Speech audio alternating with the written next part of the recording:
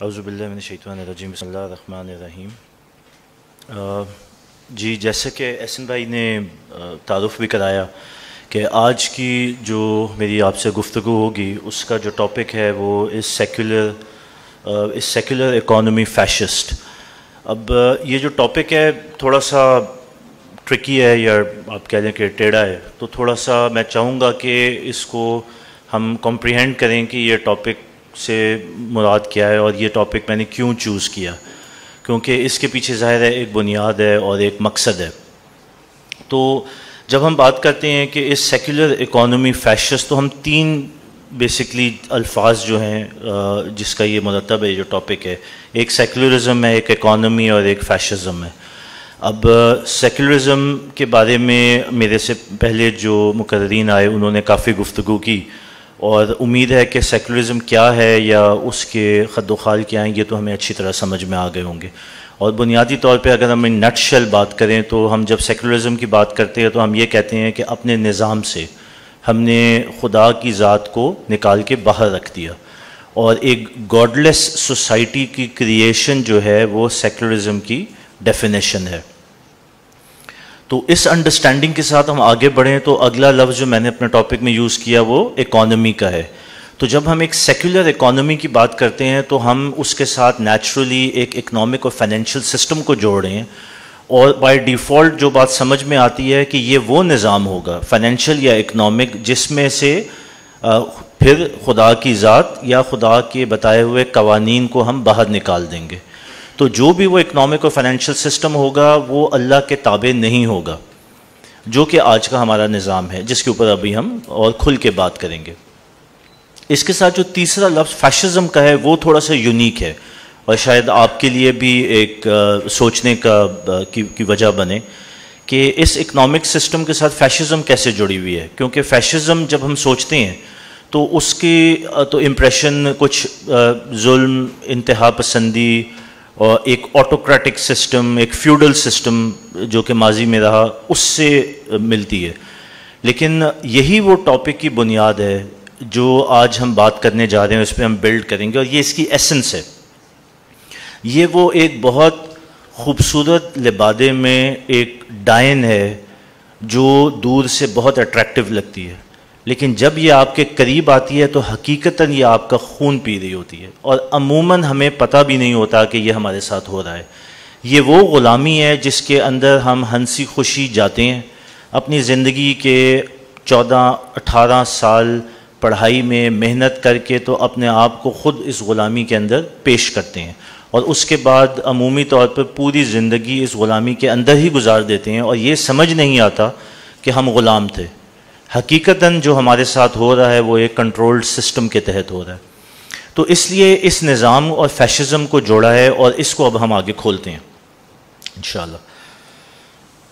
अच्छा जी, सेक्युलरिज़म की हमने बात की और वो तो मेरे ख्याल में काफ़ी हद तक कवर हो चुका है, लेकिन हम सेक्युलरिज़म के साथ ही उस इकनॉमिक निज़ाम की बात करते हैं जो सेक्युलरिज़म का पार्ट एंड पार्सल है, जिसको हम कैपिटलिज़म कहते हैं। मेरा नहीं ख्याल कि किसी को भी कोई डाउट होगा कि आज जिस निज़ाम के तहत, जिस इकनॉमिक या फाइनेंशियल निज़ाम के तहत हम जी रहे हैं वो कैपिटलिज़म का निज़ाम है। मज़े की बात यह है कि ये जो कैपिटलिस्ट निज़ाम है ये इस वक्त वर्ल्ड डोमिनेंट है। हमने मासी में देखा कि एक कम्युनिस्ट निज़ाम भी था और एक डिफरेंट एक तहजीब आपके सामने थी, रशिया था, चाइना का था, लेकिन वो भी अब आहिस्ता आहिस्ता डाइग्रेस करके तो कैपिटलिज़म के ऊपर शिफ्ट कर गए हैं, अगर कम्प्लीटली नहीं तो पार्शली। लेकिन जो स्पिरिट है सारे दुनिया के निज़ामों की, जिसके अंदर प्रीडोमिनेंटली जो सिस्टम राइज है वो है मॉडर्न बैंकिंग सिस्टम का। तो ये जो पूरा निज़ाम है ये है तो सारे का सारा कैपिटलिस्ट, और कैपिटलिज़म के तहत ही इस वक्त हम इकनॉमिक और फाइनेंशियल सिस्टम के अंदर जी रहे हैं। तो जब हम कैपिटलिज़म की बात करते हैं तो कैपिटलिज़म के साथ जो चीज़ जुड़ी हुई है वो मॉडर्न बैंकिंग सिस्टम है। थोड़ा सा मैं कैपिटलिज़म के ऊपर और बात करूँगा। देखिए, जब हमने कहा कि ये वो इकनॉमिक निज़ाम है जो अल्लाह और अल्लाह के कवानीन को या शरीयत को अपने अंदर से निकाल देता है, तो फिर एक चीज़ तो वाज़ेह है कि इसके अंदर खुदा खौफी का एलिमेंट या इंसानियत की भलाई का एलिमेंट तो मौजूद नहीं है। आज जब हम कैपिटलिज्म को देखते हैं और ख़ास तौर पे हम वेस्ट के कैपिटलिज्म सिस्टम को देखते हैं, तो उसके अंदर जो चीज़ बड़ी वाज़ेह नज़र आती है, जो लोग बहुत अरसा यूरोप अमेरिका से काम करके वापस आते हैं उनके मिजाज के अंदर भी ये चीज़ नज़र आती है, वो है ख़ुद गर्जी और सेल्फ इंटरेस्ट। और यही बुनियाद है कैपिटलिज्म की। ये तकरीबन 17वीं सेंचुरी में इस कॉन्सेप्ट ने जन्म लिया, और एडम स्मिथ जो कि एक बड़े मशहूर, आप कहते हैं फादर ऑफ कैपिटलिज्म या इकनॉमिक्स, तो ही इज़ द वन जिसने ये सारे सिस्टम की एक फॉर्मलाइज शक्ल सामने रखी है किताब की सूरत में। तो कैपिटलिज्म की बुनियाद ये है कि आपने अपने माशी मफाद को देखना है और उसके अंदर प्रॉफिट मैक्सिमाइजेशन करनी है। इसके अंदर इंसानियत या खुदा खौफी या नेकनियती की इम्पोर्टेंस नहीं है। इसके अंदर एक फ्री मार्केट, एक कंपेटिटिव इन्वायरमेंट और उसके अंदर पूरी जिद्दोजहद, चाहे वो इंसानों की हो या बाकी रिसोर्सेज की हो, उसका सिर्फ एक मकसद है, वो ये है प्रॉफिट मैक्सिमाइजेशन या अपने मफाद का बेस्ट इंटरेस्ट। तो जब हम इस सोच से आगे बढ़ते हैं तो एक चीज़ तो ज़रूर इस निज़ाम में आती है, वो है ख़ुद गर्जी। और यही वो कैपिटलिज्म का निज़ाम है जिसने उस खुद गर्जी के माहौल को जब और फॉर्मलाइज किया, तो आपको जो चीज़ नज़र आती है वो इनका एक परफेक्ट वेपन है। मैं टूल कहते कहते रुक गया, लेकिन वेपन ज़्यादा मुनासिब लफ्ज़ है, और वो वेपन है मॉडर्न बैंकिंग सिस्टम का। एक तरफ खुद गर्जी, और ये जहन में आपने खाका रखना है, एक तरफ खुद गर्जी का एक माहौल है जिसके अंदर अमेरिका में, यूरोप में इंडस्ट्रियल रेवोल्यूशन आई, बाकी जो डेवलपिंग इकोनॉमीज़ थी यहाँ से भी एग्रो बेस से शिफ्ट होकर सिस्टम जो है वो इंडस्ट्रियल एक इन्वायरमेंट की तरफ जा रहा था। फिर सर्विस इंडस्ट्री आई, एक कॉर्पोरेट कल्चर आया।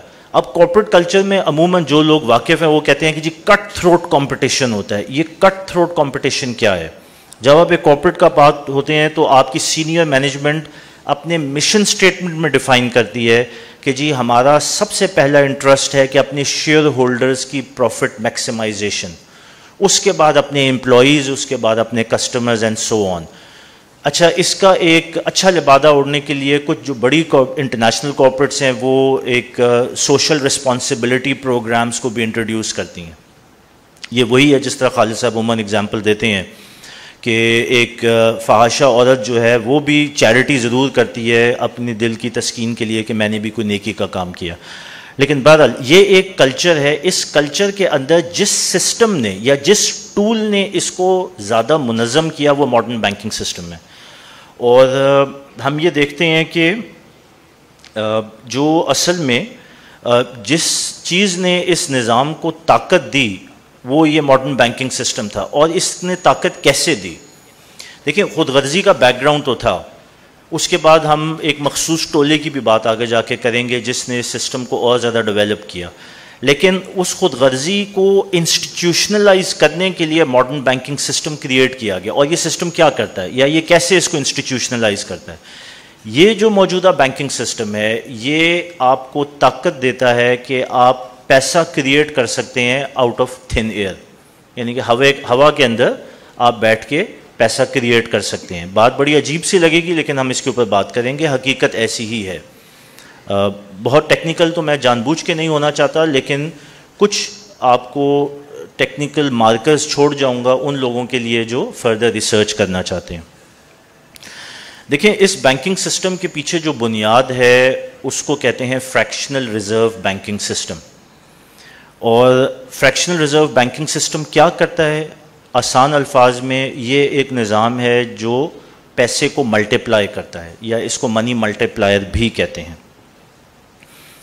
ये तकरीबन 17वीं सेंचुरी में एक ग्रुप था जो कि यहूदी थे बाय ओरिजिन। ये एक फैमिली थी, ग्रुप भी नहीं था, और उस फैमिली का नाम है रॉथशाइल्ड्स। ये रॉथशाइल्ड फैमिली बेसिकली मनी लेंडर्स थे बाय प्रोफेशन, और इन्होंने एक निज़ाम मनी लेंडिंग का स्टार्ट किया जो आहिस्ता आहिस्ता ग्रो करता हुआ फाइनली 19वीं सेंचुरी में मॉडर्न बैंकिंग सिस्टम की जिसने शक्ल ली। अच्छा, ये बड़ा एक पर्टिकुलर ग्रुप है और जहन में रखना है कि इनका जो बैकग्राउंड है वो यहूदी है। इनको अश्केनाज़ी ज्यूज़ कहते हैं, और इनका और पीछे जाएंगे तो ताल्लुक़ कुछ खाज़राइट ट्राइब्स जो सेंट्रल एशिया के उनसे जुड़ता है। लेकिन अभी हम ये एक वास्ट टॉपिक है, उस पर नहीं जाएंगे। लेकिन ये जो रॉथचाइल्ड्स थे ये इंस्ट्रूमेंटल थे इस निज़ाम को डेवलप करने में। मैं आपको थोड़ा सा इससे पहले ले जाना चाहता हूँ, और आपको अगर याद हो हिस्ट्री के लेसन में, तो हज़रत ईसा अलैहिस्सलाम की ज़िंदगी में एक वाक़या हुआ जेरूसलम में, जब टेंपल माउंट या मस्जिद अक्सा का जो कंपाउंड था, जो उस वक्त ज़ाहिर मस्जिद की वो शक्ल नहीं थी, उनकी अपनी इबादत गाह थी, तो हज़रत ईसा अलैहिस्सलाम वहाँ आए और वहाँ मनी लेंडर्स फटों के ऊपर करेंसी का कारोबार कर रहे थे, और उन्होंने गुस्से में आके उनके जो फटे या जो भी उनका वो जो प्लेटफॉर्म था उसको उठा के नीचे फेंका, बड़ा ही लड़ाई झगड़ा हुआ, और वहाँ पे प्रॉपर एक जो है ना वो लड़ाई का माहौल क्रिएट हो गया। यहाँ पे दो चीज़ें पिक करने की हैं। वो लोग जो वो कारोबार कर रहे थे वो भी वही यहूदी थे, जो उनका नेचर ऑफ वर्क था वो भी मनी लेंडर्स का था, और यही वो ग्रुप है जो आगे जाके हमें रॉथचाइल्ड्स की शक्ल में यूरोप के अंदर और जर्मनी के अंदर दोबारा से अरूज पाता हुआ नज़र आता है। ये वो हिस्ट्री के डॉट्स हैं जो आपस में कनेक्ट होते हैं। अब इंटरेस्टिंगली ये मैं कुछ लिंकेजेस इसलिए देना चाह रहा हूँ क्योंकि इन चीज़ों की रेलेवेंस है। वो जो इनके प्लेटफॉर्म या जो फटे जिनके ऊपर वो पैसे का काम कर रहे थे, जिनको उठा के फेंका हज़रत ईसा अलैहिस्सलाम ने, उन प्लेटफॉर्म्स को या उस जो ठिया था उसका नाम था बांको, और उससे ही आज की जो मॉडर्न इस्तिलाह बैंकिंग की है वो ओरिजिनेट होती है। तो ये पूरी लिंकेज है जो हिस्ट्री से एक तसलसल में आ रही है, लेकिन हमारी आंखों से ओझल है। हमें ये चीज़ बड़ी अट्रैक्टिव, बड़ी एक इंटेलेक्चुअल और बड़ी वेल एजुकेटेड टाइप की नज़र आती है, लेकिन हकीकतन इसका ताल्लुक हिस्ट्री में बहुत दूर तक जाता है। अच्छा, ये वो ग्रोह था जो कि इंस्ट्रूमेंटल था उस वक्त की रोमन जो हुकूमत थी उनको वर्गलाने में, जिसका नतीजा ये निकला कि हज़रत ईसा अलैहिस्सलाम की सो कॉल्ड उनके मुताबिक क्रूसिफिकेशन हुई, हमारे मुताबिक उनको उठा लिया गया। टॉपिक इतना सेंसिटिव है, इतने गहरे मफाद जुड़े हुए हैं उस ग्रोह के, और उसकी हम आज आगे जाके अभी मॉडर्न शक्ल भी देखेंगे कि उस वक्त के नबी को, रिकग्नाइज नबी को भी नहीं इन्होंने छोड़ा, क्योंकि अपने मफाद फाइनेंशियल इंटरेस्ट जो थे वो जुड़े हुए थे, और जिन्होंने वर्गलाया वो भी पादरी थे। ये नहीं था कि उनके पास अल्लाह का इल्म नहीं था या इल्म गैब नहीं था, सारा कुछ होने के बावजूद भी फाइनेंशियल इंटरेस्ट इतने इम्पोर्टेंट और सुप्रीम थे कि उन्होंने उस वक्त के नबी को भी नहीं बख्शा। आगे आ जाते हैं। 3 अमेरिकी प्रेसिडेंट, 2 असैसिनेट हुए, एक के ऊपर असैसिनेशन अटेम्प्ट हुआ, ख़ास तौर पे अब्राहम लिंकन और आपका जो दूसरा था कैनेडी, एग्जैक्टली, और एक जिस पे अटेम्प्ट हुआ वो प्रेसिडेंट जैक्सन। ये तीनों, 2 जो कत्ल कर दिए गए, कैनेडी और अब्राहम लिंकन, तीनों की असैसिनेशन के पीछे एक बैकग्राउंड नज़र आता है। ये उस वक्त के बैंकिंग सिस्टम और करेंसी सिस्टम को अपोज कर रहे थे, और ये इंस्ट्रूमेंटल थे उस निज़ाम को इंस्टीट्यूशनलाइज होने से रोकने के लिए। इन तीनों ने आवाज़ उठाई, इन तीनों ने ऑपोजिशन दिखाई एक फेडरल रिज़र्व के सिस्टम को या एक सेंट्रल बैंकिंग सिस्टम को मुनज़्ज़म होने से अमेरिका में, और तीनों, 2 असैसिनेट हो गए, एक के ऊपर असैसिनेशन अटेम्प्ट हुई लेकिन फेल हो गई।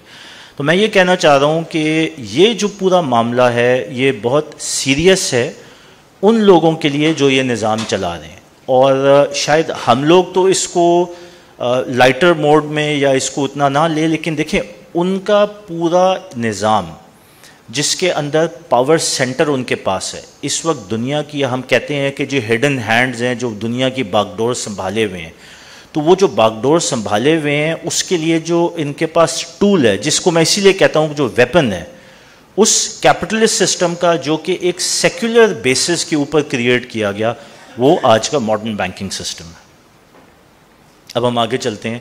1913, इस सारी ऑपोजिशन के बावजूद भी वो ग्रोह कामयाब होता है, और 1913 में पहला federal reserve banking system America के अंदर कायम हो जाता है।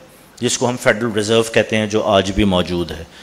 आपको इंटरेस्टिंगली ये बात बताऊं, शायद कुछ को पता भी हो, मुझे तो बहुत अरसे बाद अपनी बैंकिंग करियर की ये बात पता चली कि अमेरिका का जो फेडरल रिज़र्व है ये कोई हुकूमती इदारा नहीं है, ये एक प्राइवेट कंपनी है और इसको 8 प्राइवेट बैंक ओन करते हैं और उन 8 प्राइवेट बैंक्स के पीछे प्राइवेट इंडिविजुअल्स हैं जो उसको ओन करते हैं। यानी इस वक्त अमेरिका का जो पूरा फाइनेंशियल सिस्टम और मनी प्रिंटिंग का सिस्टम है वो चला रहा है और ओन करता है एक प्राइवेट कंपनी। अब इसकी आप इम्पैक्ट ज़रा देखें, पूरी दुनिया की रिज़र्व करेंसी यूएस डॉलर है और उस यूएस डॉलर का कंट्रोल और मैकेनिज़्म सारा उस एक प्राइवेट कंपनी के पास है, जिसके पीछे प्राइवेट फैमिलीज़ हैं और वो फैमिलीज़ प्रीडोमिनेंटली जूइश हैं।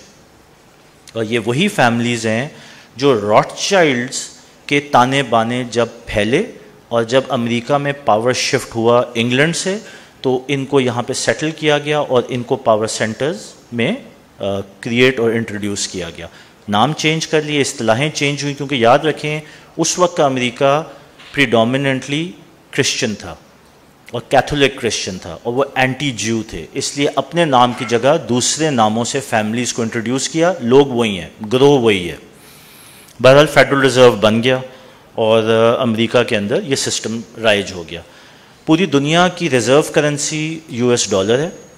पूरी दुनिया की कमोडिटीज़, ऑयल, गोल्ड या बाकी मेटल जो हैं वो डॉलर में ट्रेड होते हैं, किसी और चीज़ में ट्रेड नहीं होते हैं। किसी भी स्टेज पे अगर अमेरिका का डॉलर फेल होगा तो systematically global economy melt down हो जाएगी। इसलिए आज सारी दुनिया और ख़ास तौर पे जो डेवलप्ड वर्ल्ड है वो ये जानते हुए भी कि अमेरिका का सिस्टम फेल हो चुका हुआ है, उसको सपोर्ट करते हैं ताकि वो ना डूबे, क्योंकि वो डूबेगा तो पूरी दुनिया की इकॉनमी डूबेगी। ये उनको बहुत अच्छी तरह पता है। लेकिन बहरहाल ये हमारा अभी टॉपिक नहीं है, हम वापस आते हैं। अच्छा जी, ये जो ग्रुप था इसने फेडरल रिज़र्व बनाने के बाद अपनी पावर को कंसोलिडेट किया। जिस चीज़ ने इनकी पावर को कंसोलिडेट करने में हेल्प की वो वर्ल्ड वॉर 1 और वर्ल्ड वॉर 2 है। अगेन ये बात अजीब सी लगेगी कि वर्ल्ड वॉर 1 और 2 का इस ग्रोह से क्या ताल्लुक़ है। फिर वही बात है कि अगर आप हिस्ट्री में जाएंगे, थोड़ा जिनको शौक़ है वो रिसर्च करें, तो उनको पता चलेगा कि इकॉनमी का बहुत गहरा लिंक था दोनों वर्ल्ड वॉर से। बज़ाहिर इकनॉमिक डिस्पैरिटी थी जिसकी वजह से फिर वर्ल्ड वॉर 1 हुई यूरोप के अंदर, और उसके बाद हम आ जाते हैं दोबारा यूरोप के अंदर, जिसमें अमेरिका ने अपनी इन्वॉल्वमेंट दिखाई। और उसके पीछे भी एक बहुत बड़ा हिस्सा और ताल्लुक जो है वो उन्हीं मनी लेंडर्स या बैंकर्स का है जो कि दोनों साइडों को फाइनेंस कर रहे थे जंग लड़ने के लिए। लेकिन अगेन ये एक हिस्ट्री का है, इस पर आप खुद रिसर्च कर सकते हैं। वर्ल्ड वॉर 1 और 2 ने इन बैंकर्स को कैसे हेल्प किया, बात ये है हमारे लिए इस वक्त।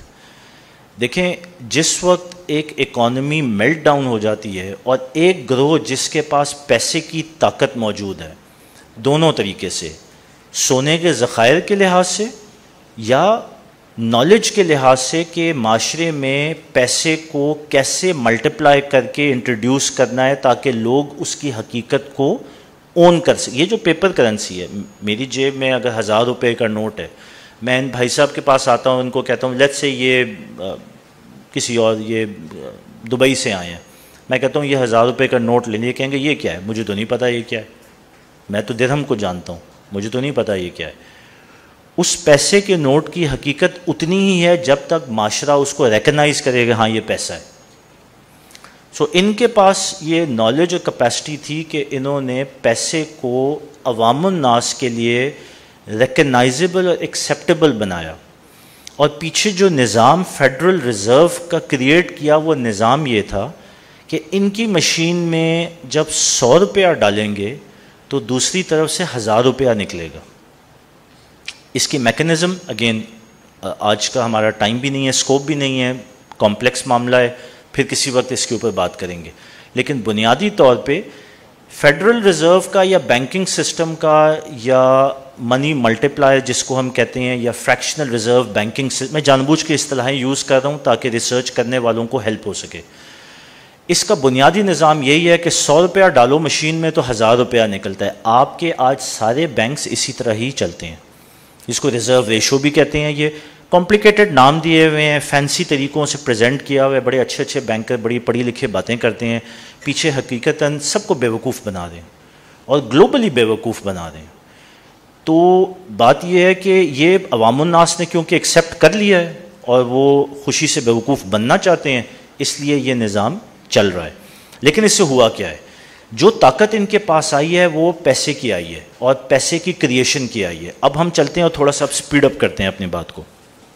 देखें पैसा क्रिएट ये किस तरह कर रहे हैं। जब ये बैंक क्रिएट करते हैं और बैंक के अंदर एक थोड़ी अमाउंट आती है जिससे लोन देने के लिए एक बहुत बड़ी अमाउंट, यानी कि अगर लाख रुपए है तो 10 लाख बन जाता है। जब ये ताकत इनके पास मौजूद है तो पैसे की यूटिलाइजेशन इनके हाथ में आ गई। अब ये पैसे किसको लेंड करेंगे वो आप सबको पता है। एक आम आदमी लोन लेने जाता है तो उसको कैसे ट्रीट किया जाता है, और जब एक इंडस्ट्रियलिस्ट लोन लेने जाता है तो उसको कैसे क्रिएट किया जाता है। माशरे के अंदर जब हम इकोनॉमिक डिस्पैरिटी की बात करते हैं कि तबके क्रिएट हो रहे हैं, अमीर अमीर से अमीरतर हो रहा है और गरीब गरीब से गरीबतर हो रहा है, तो ये आपका जो गिफ्ट है आपको ये इस बैंकिंग सिस्टम ने दिया है, जिसको हम सब खुशी से ओन करते हैं। याद रखें हम ओन करते हैं, लेकिन अल्लाह ताला कहता है कि ये अल्लाह और अल्लाह के रसूल सल्लल्लाहु अलैहि वसल्लम के साथ खुली जंग है, लेकिन हम फिर भी ओन करते हैं, पूरी बनी नौ इंसानियत ओन करती है। सो बहरहाल ये वो गिफ्ट है जो हमने उनको दिया। जब उनके पास पैसा क्रिएट करने की ताकत है तो फिर वो अपने मर्जी के लोगों को कर्जे देंगे। जब उनके पास कर्जे आएंगे तो वो माफ़ भी कर सकते हैं, जो कि होता भी रहा है हमारे माजी में। हमारी ये पॉलिटिकल एलिट कैसे क्रिएट हुई है, ये इसी तरह ही हुई है। ये पॉलिटिकल इंडस्ट्रियलिस्ट कैसे क्रिएट हुए हैं, ये बड़े बड़े जागीरदार ज़मींदार कैसे क्रिएट हुए हैं, ये उसी निज़ाम की एक कड़ी है।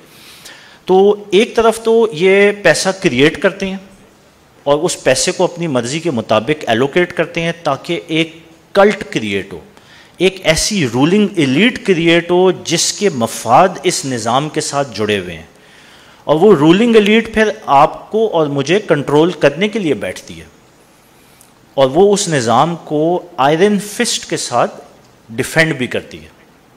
तो अब रूलिंग एलीट की हमने बात की और इस निज़ाम की हमने बात की। तो अच्छा, ये जो पैसा है आप याद रखें कि जब पैसा किसी ग्रुप के पास या किसी इंडिविजुअल के पास आ जाता है तो पैसा फिर खुद ताकत बन जाता है, और जब वो ताकत उनके हाथ में आती है तो फिर वो पैसा क्रिएट करने का जो मैकेनिज़्म है उसके ऊपर भी हावी हो जाते हैं। तो होता क्या है कि फिर इसीलिए आप देखें कि वही वो 14, 15, 20 फैमिलीज़ हैं, अगर आप पाकिस्तान की मिसाल लें, या वही फॉर्च्यून 500 की वो कंपनीज़ हैं जो ग्लोबल लेवल पे लें, या वही वो 15-20 लोग हैं जिनके बारे में फोर्ब्स मैगज़ीन कहता है कि ये 20 लोगों की जो माली जो स्टेटस है वो एक तरफ और पूरी दुनिया एक तरफ। Bill Gates, Steve jobs, Jeff Bezos, so on, ये सारे जो बड़े बड़े नाम हम लोग अपनी बिजनेस स्कूल्स की स्टडीज़ में लेते हैं, ये सारे उसी का हिस्सा हैं। तो मलिक रियाज कहने लगा था पर डरता हूँ। बहरहाल ये कैसे बन गए ओवरनाइट, इतना पैसा किधर से आ गया? कोई नोट छापने की मशीन लगी हुई है। देखिए बातें मंतकी लेवल पे होनी चाहिए, लॉजिकली होनी चाहिए। ये जो अंधावार वेल्थ क्रिएट होती है तो ऐसी ही नहीं हो जाती है। तो हमें सोचना चाहिए कि ये हो क्या रहा है हमारे साथ। देखें जब ये ताकत आती है तो ये ताकत जो है फिर ये उन मालकों को क्रिएट करती है जो कि उस निज़ाम के फिर मुहाफ़िज़ बनते हैं, क्योंकि इनके सारे इंटरेस्ट उस निज़ाम से जुड़े हुए हैं। अगर वो निज़ाम बैठ जाएगा तो इनकी चांदी कैसे होगी? जब लोगों में अवेयरनेस आ जाएगी, वो खुदा को पहचानना शुरू हो जाएंगे, वो हुर्रियत के जज्बे से सरशार हो जाएंगे, वो कहेंगे कि जी हम बराबरी पे आते हैं। ये कौन सा तरीका है कि आपने तो सारी अय्याशी की हुई और हम यहाँ फाकों से मर रहे हैं? तो ये सोचें तो वो नहीं लाना चाहते हैं ना। तो इसीलिए ये इंश्योर करते हैं कि वो निज़ाम। अब वो निज़ाम कैसे इंश्योर होता है? कभी डिक्टेटर आ जाता है, कभी बादशाह आ जाता है, कभी करप्ट सियासतदान आ जाते हैं, या वन पार्टी जो है वो आपकी डेमोक्रेसी आ जाती है, तो या कभी जुडिशल मार्शल लॉ आ जाता है। ये मैं दुनिया ग्लोबली पाकिस्तान पे आएंगे अभी थोड़ी देर में। तो बहरहाल ये डिफरेंट अशकाल हैं जिसके अंदर ये पावर सेंटर्स, जिसको मैं कल्ट भी कहता हूँ, ये पावर सेंटर्स क्रिएट किए गए हैं, इस निज़ाम को बचाने के लिए किए गए हैं, और उस एलीट ने किए हैं जिसका ताल्लुक़ मैंने हज़रत ईसा से जोड़ के लेके आए, और 17th सेंचुरी वो रॉथशाइल्ड फैमिलीज़, और उसके बाद 19th सेंचुरी फेडरल रिज़र्व की क्रिएशन तक लेके आया हूँ। और फिर आज की जो शक्ल है वो मेरे ख्याल में सब ही अब हम बड़ी अच्छी तरह फील कर चुके हैं कि ये दुनिया में हो क्या रहा है। अच्छा, ये निज़ाम करता क्या है? ये पैसे की कंसंट्रेशन को थोड़े से हाथों में जिसकी हमने बात की, ये इन्फ्लेशन भी क्रिएट करता है। अच्छा, ये एक बड़ी इंटरेस्टिंग चीज़ है। जब आप 100 रुपया डालते हैं और 1000 रुपया दूसरी तरफ से निकालते हैं, तो क्योंकि पैसे की सप्लाई बढ़ रही होती है, तो वो एक बला जिसका हमने नाम सुना है, अफरात ज़र या इन्फ्लेशन, वो हर वक्त हमारे साथ चिपकी होती है। आज जो एक घर है वो अगर 1 करोड़ का है, तो अगले साल जो है वो 1 करोड़ 10 का होगा, फिर 20 का होगा। यही गाड़ियों का है, यही आटे का है, यही चीनी का है। मतलब कभी नीचे आते भी नहीं देखा, ये ऊपर की तरफ ही जाता है। चलो शॉर्ट टर्म में तो अप डाउन होता है, लेकिन लॉन्ग टर्म में ये चीज़ें सारी ऊपर ही जा रही हैं, ये जाती रहेंगी। आपको अगेन मुबारक को, ये गिफ्ट है बैंकिंग सिस्टम का। जब तक सूद का निज़ाम, बैंकिंग सिस्टम और डेट का निज़ाम, या फेडरल रिज़र्व या सेंट्रल बैंक्स, जो भी नाम दे लें इसको, सब एक जैसी हैं, जब तक ये निज़ाम राइज है, इन्फ्लेशन या अफरात ज़र निकल ही नहीं सकती। ये सिस्टम का पार्ट है, ये उस मशीनरी का इंटेग्रल टूल है। तो हो क्या रहा है, इन्फ्लेशन क्या कर रहा है? हम सारे जो बैठे हुए हैं, हम सारे भेड़ बकरियां हैं इनके लिए। निज़ाम चलाने वाले वो हैं जिन्होंने सेकुलरिज्म से शुरू किया, कैपिटलिज्म पे आए और बैंकिंग सिस्टम को राइज किया। ये बैंकिंग सिस्टम जब अफरात ज़र क्रिएट कर रहा है, तो मैं और आप जो हैं वो उस ट्रक की बत्ती के पीछे दिन रात भागते रहते हैं, अपनी ख्वाहिशों को पूरा करने के लिए, अपनी औलाद की बेहतरी के लिए, उनकी एजुकेशन, अपना सर छुपाना। लेकिन हर साल पिछले से चीज़ें महंगी और तनख्वाह उतनी बढ़ती है नहीं बढ़ती। तो ये एक दौड़ है जिसमें बल्क ऑफ द ह्यूमैनिटी जो है वो मुशक्क़त कर रही है, और इस मुशक्क़त का जो बेनिफिट और जो क्रीम है वो रूलिंग एलीट खा रही है। तो देखें ना कितना खूबसूरत निज़ाम बनाया। इसीलिए तो देखें यूरोप की क्या ज़िंदगी, अमेरिका की क्या ज़िंदगी, क्या उनकी अय्याशियाँ फिल्मों में देखते हैं हम, क्या मतलब, और किधर हम। तो ये इसी तरह ही है, क्योंकि ये मेरे और आपकी, अच्छा सिर्फ मेहनत तो एक जगह है, उसके बाद मादनी ज़खायर, उसके बाद तिजारत, ये निज़ाम जो फाइनेंशियल सिस्टम का है, ये सारे एस्पेक्ट्स ऑफ वो कहते हैं ना कि इंडस्ट्री या सर्विसेज पे इफेक्ट करता है। अच्छा, अब ये तो था अभी तक लाइटर मोड। इसके बाद इसको और ऑर्गेनाइज किया उन्होंने आलमी मालियाती इदारे बना के।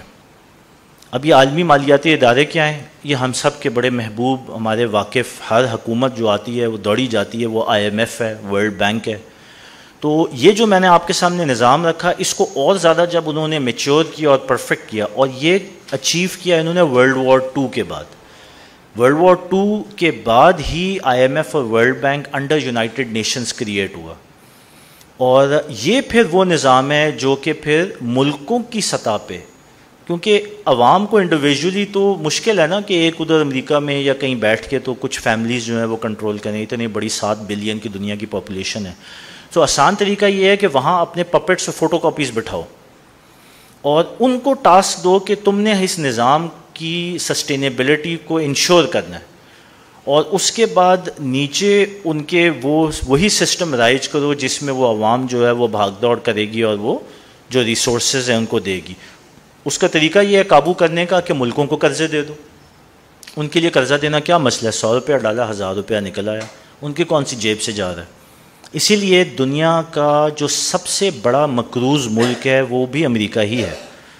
The highest level of debt in the world is carried by US। तो ये इसीलिए है क्योंकि, और अच्छा वो कैसे चलता जा रहा है? वैसे तो मैं और आप कर्जे लें, एक पॉइंट पे आके फ्लैट हो जाएंगे, 10 बैंकर आएंगे, डंडे मारेंगे हमें। उनका तो निज़ाम चलता जा रहा है, कर्जे लेते जाते हैं, जंगें करते जाते हैं सारी दुनिया। बाय द वे ये जंगें भी इसीलिए चलती हैं, तो इसलिए क्योंकि सारी दुनिया के मुल्क मिल के ना उनको सपोर्ट करते हैं। वो कहते हैं नहीं नहीं डॉलर नीचे नहीं जाएगा, हम डॉलर और लेते हैं आपसे, क्योंकि डॉलर की इतनी डिमांड है। और हमारे जो अरबी भाई हैं वो उनके बिल्कुल कहते हैं ना कि शोल्डर टू शोल्डर खड़े हैं, क्योंकि उन्होंने कहा कि हम तेल किसी और करेंसी में बेचेंगे नहीं, हम सिर्फ US डॉलर में बेचेंगे। इसी तरह वो अफ्रीका वाले थे, उन्होंने कहा सोना चांदी कॉपर ये सब भी डॉलर में ही ट्रेड होगा। सो सब ने मिल के डॉलर को सहारा दिया हुआ है। और वो जो है वो कहते हैं जी अय्याशी, नोट छापते जाओ, नोट छाप के जिधर मर्जी करना है उसको ख़रीद लो, उसको जो है वो मरवा दो, उधर जंग कर दो, इराक़ में आ जाओ, अफ़गानिस्तान में आ जाओ, ट्रिलियंस ऑफ डॉलर्स खर्च दिए, अपने लोग चीख रहे हैं कि यार हमारा हेल्थ केयर नहीं है, हमारी हालत ख़राब हुई है। वो कहते हैं जी सानू तो कोई परवाह नहीं, क्योंकि पैसा बनाने की मशीन लगी हुई है। और वो मशीन किस तरह लगी है, फिर वही बात आपको याद दिलाने के लिए, सेकुलरिज्म, कैपिटलिज्म, बैंकिंग सिस्टम। तो बस हम आगे बढ़ते हैं, बस ठीक हो गया। तो आपको मैं 2-3 मोटी मोटी चीज़ों के बाद इसमें कंक्लूड करता हूँ कि ये जो क्लास सिस्टम क्रिएट हुआ है इसको बड़ा अच्छा कैप्चर किया है किताब में, उसका नाम है confessions of an economic hitman. इसके ऊपर हमने कुछ प्रोग्राम्स भी किए हैं। जॉन परकिंस की ये किताब है और मैं उसको छोटी सी आपकी उस किताब को लेके उसकी एक मॉडल आपके सामने रखना चाहता हूँ। वो ये कहते हैं कि ये जो पावर कल्ट है ये किस मॉडल पे काम करता है, और वो मॉडल क्या है, उसमें 4 चीज़ें हैं, fear, debt, insufficiency and divide and rule. Fear हमें पता है, खौफ, वो हम भी देख चुके हैं, रोज़ देखते हैं। कर्ज़ा, आज पाकिस्तान का जो हाल है, चाहे वो आलमी मालियाती इदारों का कर्ज़ा हो या FATF के सामने थ्रेट हो, हमारे आज बजट बन ही नहीं सकता कर्ज़े के बगैर। आपके इदारे चल ही नहीं सकते, आपकी तनख्वाहें देने की कैपेसिटी नहीं है जब तक आप कर्ज़ा नहीं लें। इनसफिशेंसी क्या है, इनसफिशेंसी है अय्याशी करने की लत डालना। तो ये जानबूझ के लत डालते हैं अपने, देख लें रूलिंग एलीट को, कि ये इतने अय्याश हो जाएं कि उसके बाद ये कहें कि इस अय्याशी के बगैर तो हमारा गुजारा नहीं है, चाहे हमें करप्शन करो, चाहे जुल्म करो, बंदे मरवाओ, जो करना है करो, लेकिन अपनी अय्याशी ख़त्म नहीं होगी। भैंसें बेच दो 4, लेकिन बाकी प्रोटोकॉल अपनी जगह। एंड डिवाइड एंड रूल, कि एक दूसरे को हमेशा इनको बटा के रखो, तो इनको इकट्ठे नहीं होने दो, इकट्ठे हो गए तो हमारे लिए मुसीबत क्रिएट करेंगे। अब जल्दी से मैं पाकिस्तान की तरफ आता हूँ, फिर कंक्लूड करता हूँ। बहुत ज़रूरी है कि हम आंखें खोल के समझें कि ये सारा कुछ जो हमने बात की ये पूरी तरह हमारे साथ हो रहा है। देखें, पाकिस्तान की भी एक रूलिंग एलीट है, उसके अंदर सब एक परचम की तरह। मेरा जहन था कि मैं आपके सामने वो पिक्चर, बड़ी अच्छी पिक्चर है, वो बड़ा सा एक खंबा है, उसके नीचे सब खड़े हुए हैं, उसके नीचे वर्दी वाले भी हैं, जज भी हैं, सियासतदान भी हैं, ब्यूरोक्रेट्स भी हैं, और वो जो झंडा है वो अमेरिका का डॉलर है।